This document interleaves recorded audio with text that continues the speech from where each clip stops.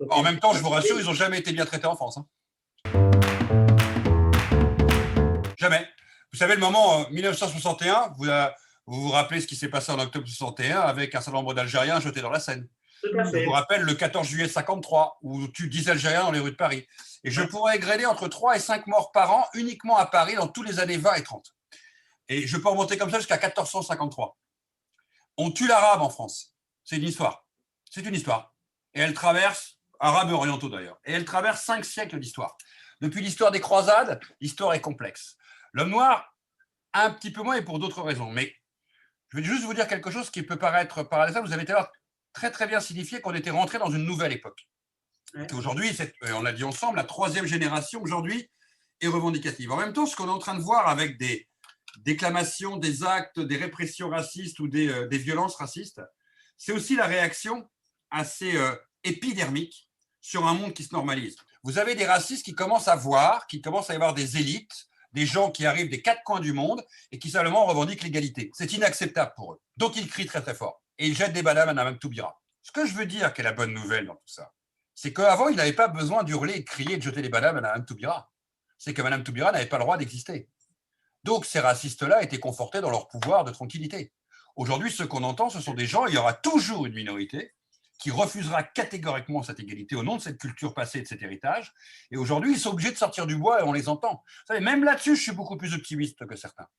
Parce que personne parlait des bavures dans les années 50 contre les Algériens. Tout le monde s'en foutait. Hein.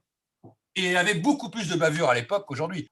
C'est-à-dire que être noir ou arabe dans les années 50, 60, 70, 80, les Noirs et les Arabes savaient très très bien ce qu'ils vivaient. Hein.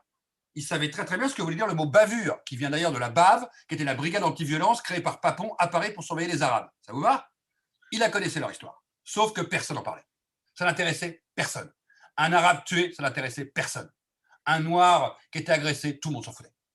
Aujourd'hui, c'est plus le cas. Et donc, des deux côtés, le bruit existe, le débat existe.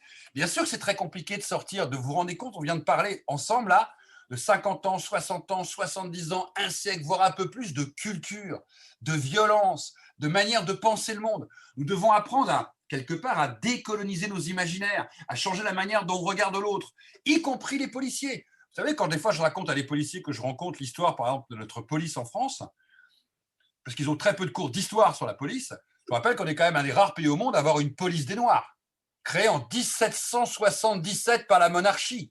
Une police des Noirs. On est le seul pays au monde à avoir une police des Arabes. C'est quoi Créée une rue police des Lecomte. Noirs? C'est quoi une police des Noirs ou des Arabes? Ah ben, une police des Noirs, c'est simple. Il y avait des fonctionnaires de police dont la seule mission était de surveiller, d'arrêter, de contrôler les Noirs en France. D'accord?